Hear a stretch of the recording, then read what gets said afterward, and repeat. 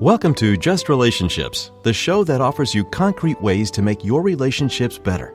Whether it's your boss, your spouse, your children, or your friends, the quality of your relationships in life directly affects how you feel about yourself and the success you achieve. Your host, Dr. Duffy Spencer, a psychotherapist, telecoach, author, and seminar leader, will interview top experts to help you learn to manage this essential part of your life. And now, here's your host, Dr. Duffy Spencer. Greetings to you. Well, if you tuned into last week's show, you know our topic is single women, and put a ring on it. Beyonce.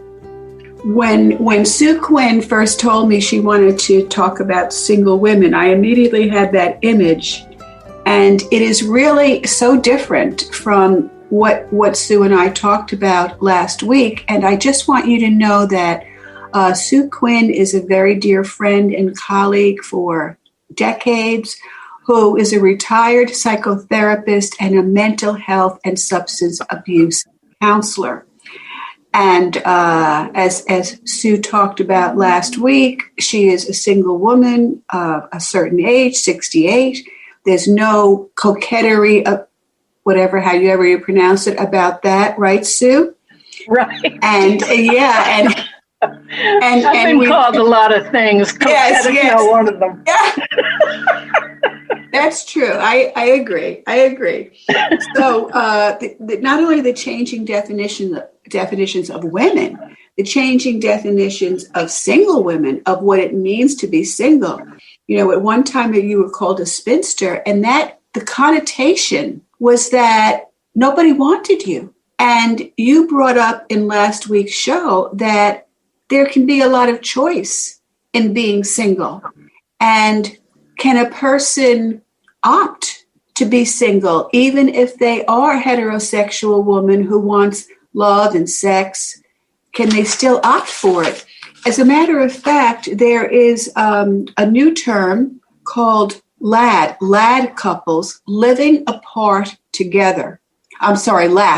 Living apart together. And which I think is a brilliant concept, that a lot of people want the commitment. They may be married or not married, but they don't even want to share the same abode, not even the same apartment building. Because if they break up, well, they still have to see each other on the elevator. But I have heard any number of women say, yes, I definitely want a companion, but I don't necessarily want to live with him. So we have the element of choice. We also have the feminization of poverty. We also have the difference in numbers, that there are many, many more single women than single men. And there's the old adage of, if you marry later in life, if a woman marries a man, is he looking for a nurse or a purse? Have you heard that expression? A nurse or a purse? So there's a lack of trust. In the last week's show, we were talking about the nature of commitment, that it has to do with mutuality. And we talked about how we're not meant to live alone. We can maybe be single, but we're not meant to. We are hardwired for connection and community. And what is the difference between solitude and isolation? And many people do not know the difference. And Abraham Maslow talked about that self-actualized people had both abilities. They loved and relished their solitude. They enjoyed being alone. They enjoyed their own company. And they were capable of very deep commitments to others. So it's not either or. Right, so it's solitude and connection. So what's your take on that? I think solitude is solitude, as opposed to lonely, is one of my favorite differences. Mm-hmm. And I am not afraid of solitude at all. I fear loneliness. I don't like it. And I think that people can be lonely in our culture. given the political divisions and the socioeconomic divisions and not to mention just the wars that go on between cultures and countries, and I mean, it's just gotten really difficult to have a large enough perspective, I think, to think clearly about things. So, I mean, I'm just talking about a worldview in that moment. Everybody's got a worldview that has some difference and nuance and perspective. But I want to, I want to talk about what it is. I imagine your audience, Duffy, really is about people more like us. I don't know if that's accurate or not. That are, white, middle class, maybe not all white, but, middle class people. We have an educated demographic, yes. Yeah. So, I'm aware of other audiences in the world, of course, as we both are, but this is who I'm talking to today with you. Yes. So, I mean, we can just narrow the field because it's easier to have it's just easier to have that conversation. So, yes. It's a huge subject, vast, very vast. Yeah. So I think the antidote to bigotry is travel. Oh, yes. I don't mean get on American Airlines and, go to Belize. I mean, travel, to move among circles, to introduce oneself to people. I read a recent statistic that has to do with community-minded and community and actually single people tend to be more active in community. Yes. The community, meaning the local, politics and the, classes and things like that. That's, I believe that's more true for urban areas, but, married people have priorities. They have to work, and they have a family unit to work with, if there are children and all that. There are more things that people need to take care of that are inner directed to the family. And single people seem to have a bit more freedom, and we can call it freedom for the moment, but there's more outwardly directed energy to things that have some civil relevance in the community, more active in politics, so to speak. So, and that's not to say that married people aren't involved in politics. It's just to say that the propensity is that. So, and I understand that. That's just that's not rocket science. How do we, if you have two children at home and you have to make sure that there's groceries on the table. I mean, I'm more interested in going to a lecture with a friend for dinner than I am in going home and cooking. Consequently, I'm this age and I don't cook very well. Well, yeah. I can throw something together from a cookbook, but I'm not particularly good at those kinds of things. So, and you want good meals and healthy, nutritious, delicious meals. And you've already said so much. I just want to underscore some of it, which is, sociological studies have definitely shown this to be true. First of all, what we talked about in the last show is that I didn't make mention of it at the time, but that married people live longer and they're healthier than single people. So that's one thing. The idea of having a caring spouse is a healthy thing if that spouse is truly caring. Okay. And the second thing, which you just mentioned now, is what we understand about prejudice, that prejudice actually decreases with contact. So, because when you're far away, you can use those stereotypes and really not know people. So that's also very important. And look at the term we use for the family, nuclear. Mm-hmm. So, or extended, right? But it's very insular. It's very insular. Mm-hmm. Whereas I remember when I was single, I didn't have a built-in Saturday night date. I didn't have a built-in New Year's Eve date. I had to make everything happen. If it is to be, it's up to me. I lived alone, and if I wanted social connection, I had to extend myself, talk about the extended family. Mm-hmm. And, extroverts are much better at that than introverts. So it's not true that introverts only want to be alone and only need their downtime. They like small one-on-one or small groups, but they still need the social connection. And this actually takes skills. There's a skill base to this. Going back to what we talked about last week is the nature of commitment, that it's mutual. So I want you for a friend, and am I going to be a friend to you? I think that introvert-extrovert thing, as I have read it from the Myers-Briggs, or looked at it a while ago, the Myers-Briggs, that can dramatically shift during midlife and past. I was most assuredly an extrovert when I was younger. And I struggle with not having my world get smaller. I think that obviously COVID complicates all of this. Yes. As evidenced by the fact that you and I are not sitting in the studio right now. Right, exactly. Which I would love, but we don't do that. So, right. I think it's really challenging to create the kind of connection that is not automatic, as you said.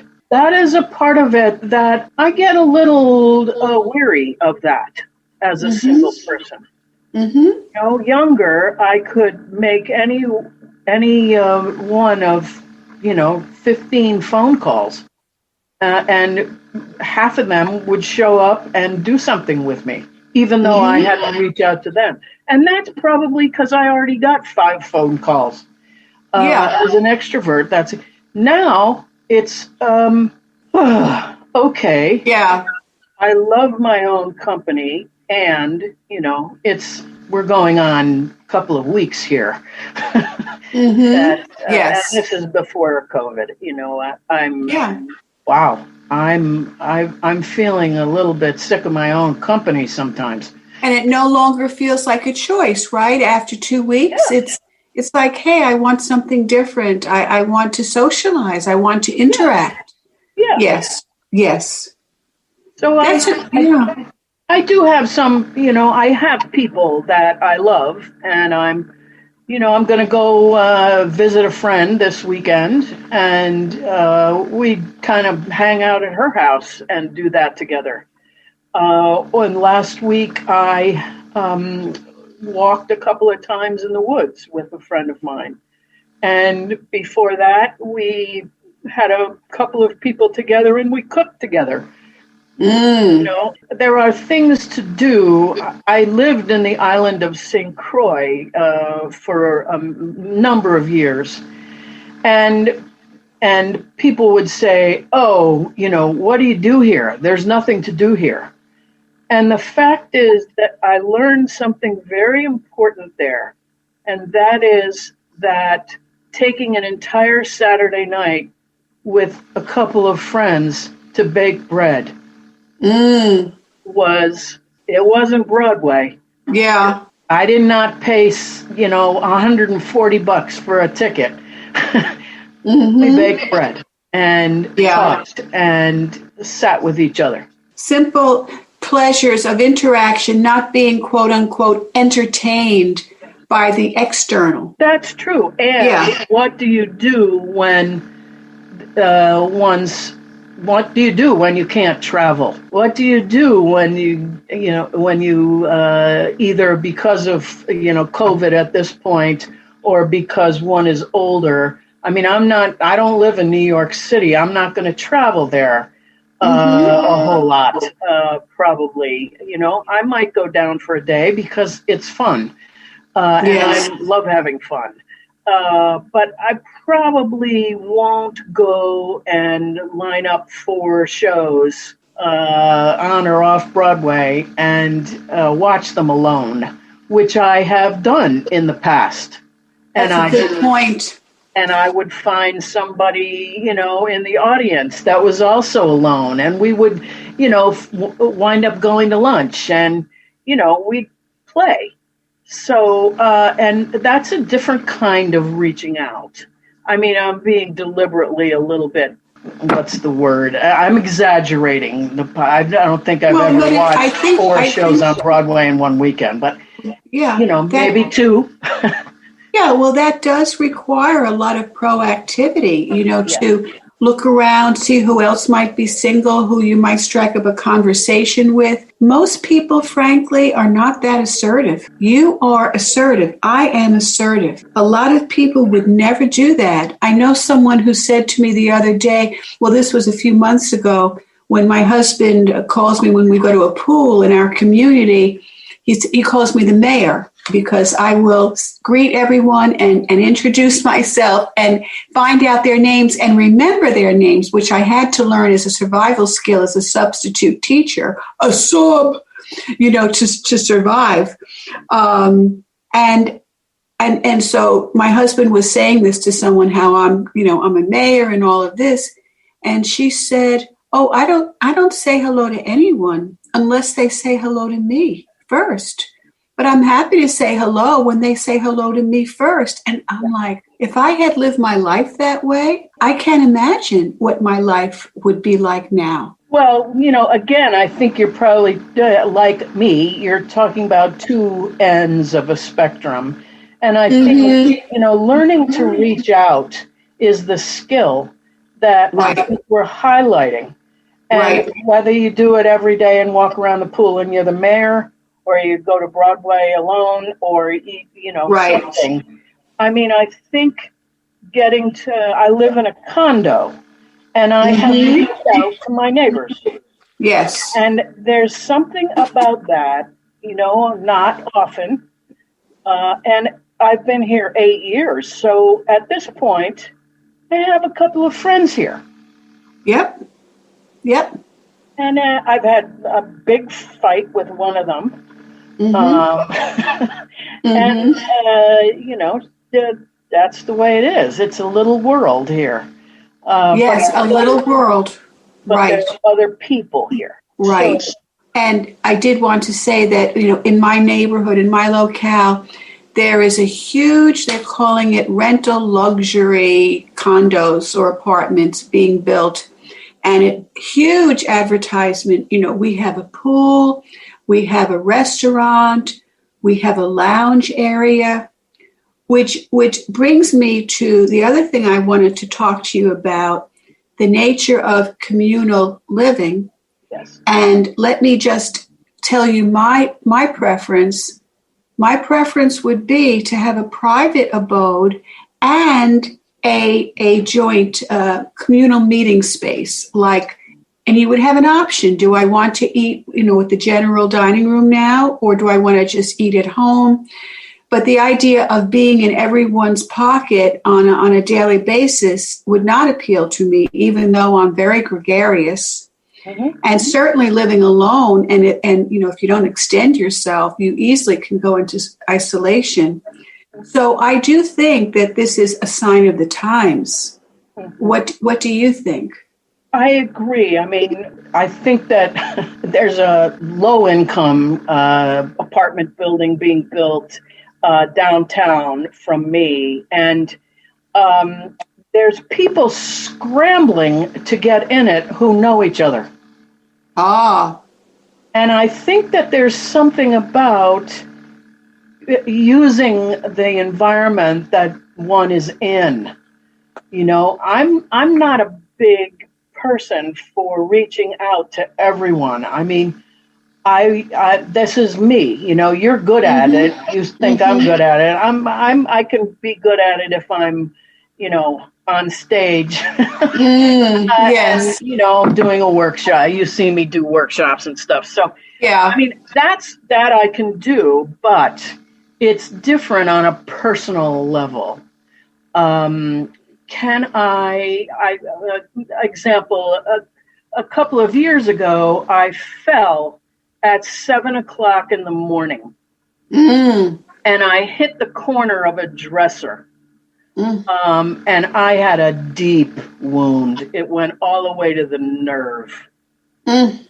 And I called a neighbor. I said, would you take me to the hospital? And they did. And they were happy to do it. Yes. And I felt very blessed because I if I can say thank you, Great Spirit, for putting me in this place that I didn't want to really buy, this condo. I didn't want to buy this. It's, it's middle income housing. I don't really want to be here, but, and some of it is lower income housing. It's small. It's also in Great Barrington. We have beautiful woods behind us. It's a lovely place, but I didn't want to be here. And somehow I've created a little community here. You made it happen, and sociological studies indicate that the most popular people in an apartment complex are the ones that live closest to the trash containers. Because of the physical proximity. And I go past your house and I see you on a daily basis, and I say hello, and then one day I say, what's your name? And the next time I say, well, how are you? Next time I say, well, how was your weekend? Next time is, well, do you want to spend some time together on the weekend? But, it's absolutely amazing, right? Physical proximity. Yeah. And when you look at sociometrics, just how important this stuff is.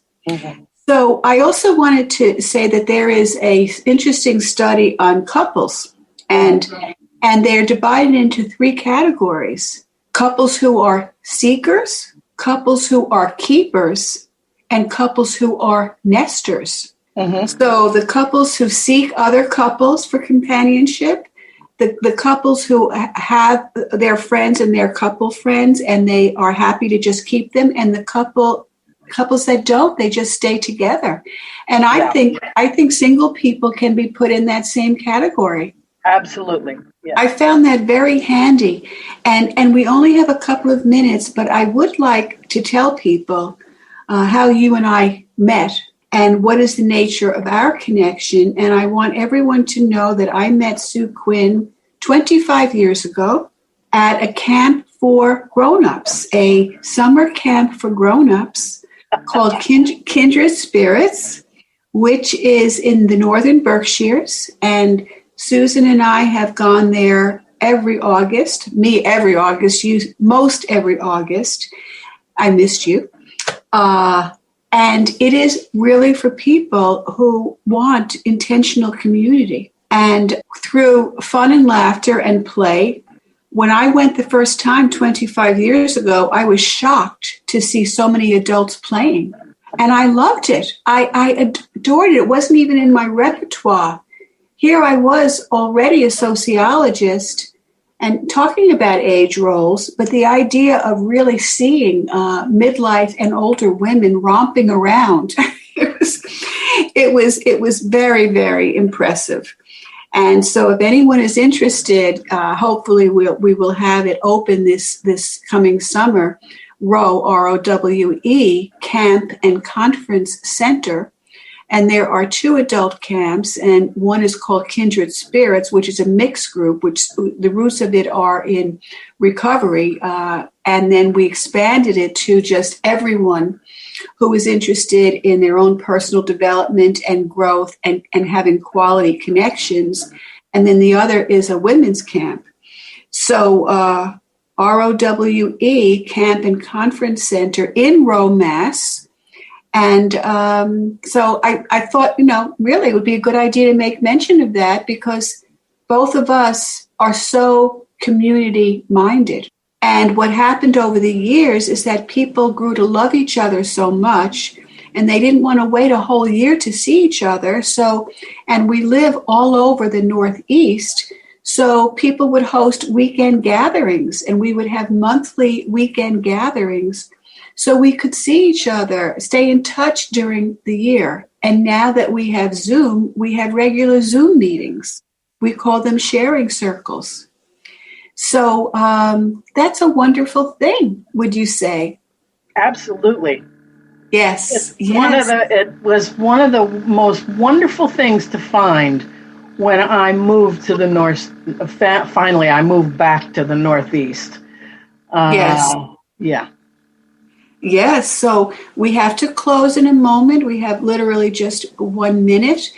And how about just leaving people with what you want to leave them with? And let me just say your email in case anyone would like to get in touch with Susan Quinn is seq3rose@gmail.com. Okay. And seq3rose@email.com. And I also wanted to ask you, you subscribe to a certain magazine about communal living. What is that called? It's Communities Magazine. It's put out by Common Boundary the magazine. I believe it's online only at this point. Oh, okay. Yeah. Communities Magazine. Because this has been such a surge of adult communities rising all over the place. Yeah. So I asked you for your closing statement, and then I started to talk. So is there anything you'd like to say by way of goodbye? I think notice who is around. Notice who is around you, and honor who they are. They may take care of who you love. They might not know. Very good. Just one quick thing. When my husband, he worked for the airlines and he had to work on weekends, and all of my so-called progressive couple friends just immediately omitted me from their social calendar. And I was alone on Saturday nights, which I did not like. And I had to say to them, we can do a trio. I'm a person, you're a person. And I had to literally educate my couple friends about that. So that being single when you're married and other, people can have that kind of lifestyle for various reasons.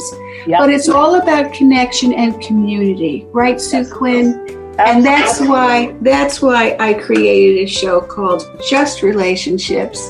And thank you again so much, Susan Quinn. And this is Dr. Duffy Spencer saying goodbye for now and wishing you great relationships.